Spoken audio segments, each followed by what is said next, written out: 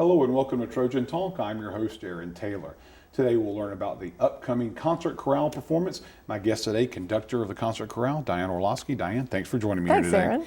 And as usual, when you're here, you're talking about some singing. Always. And this time we're talking about the Concert Chorale and their upcoming performance. Tell us a little about what we're expecting from the Concert Chorale. November 6th is a Sunday afternoon at 3 o'clock at Bush Memorial Baptist Church. We're doing our fall performance called Songs of Devotion. There's sort of a theme this year. A theme. And so I would think with a theme of Songs of Devotion, we're thinking maybe some sacred, maybe hymns, things of that sort. Typically in the fall, I program an all sacred concert. This one has two larger works. One is a Magnificat with a special guest, Dr. Michael Huff, on trumpet. It's majestic and it's quite an incredible piece. Another one is a Requiem.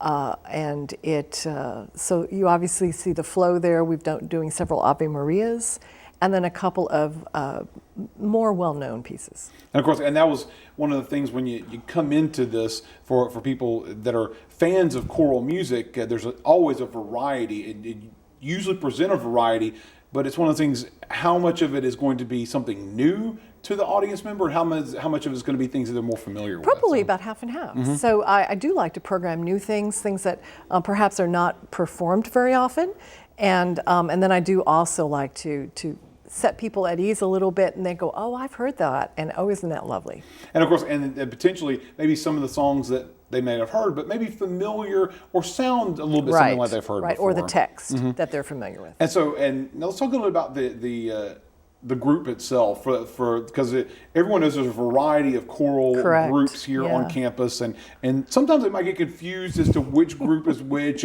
and size and style. Right. So talk a little about the group and the makeup of this group. This Concert Chorale is a slightly smaller ensemble. We average between 45 singers, all majors, again, and they specialize in what we would call more chamber music for smaller choirs, or more contemporary, meaning that we do a lot of new music written by the up-and-coming young choral conductors and composers. And so, and with this, it is as we mentioned, sacred, talking about devotion, and I would think that the location kind of helps contribute to the overall ambiance of the performance. The good folks at Bush are so accommodating, and the acoustics in there lend themselves to a small group like we have. And of course, I guess it kind of helps to have folks that are showing up to a church to kind of hear some sacred and devotional type tunes. And one nice thing is that we're having a high school choir come and join us on this event, which is kind of unusual.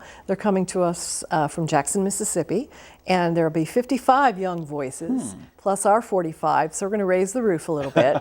And their director is Scott Sexton, who is a native of Troy. Okay. So he's coming back home and bringing his group, and it'll be quite special, I think, for those people that know Scott. And of course, and how is it to, I guess, incorporate these younger voices? Because obviously you get the chance to work with your students throughout the semester, but incorporating an entirely different group, especially of younger voices, any special challenges there? Well, I taught Scott. Scott was our student, and he's a graduate of Troy. So he kind of knows what goes on in here, and I actually FaceTime them. Okay. And so I'm able to give them comments, and we do that through your medium. You know? So technology is helping bridge this gap and bringing the younger people involved. But obviously, I would think having a younger group, this high school choir coming over, opens up maybe some eyes, a recruiting possibility to get here, for you to hear some new voices and give these students a chance to see Troy. And get them across state line and see what we have to offer here at Troy University. So it's a win-win-win.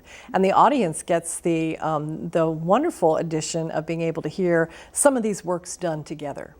And of course, and then they get a chance to perform in front of a new group and have a little bit of fun with it as well. And I would think that it's a good opportunity also for your students to have the chance to work with other voices, because they're singing with the same voices and a chance to mix it up a little bit. Well, one of our pieces is actually a 2-choir number. So we sing, they sing, we sing, they sing, and it's written for that.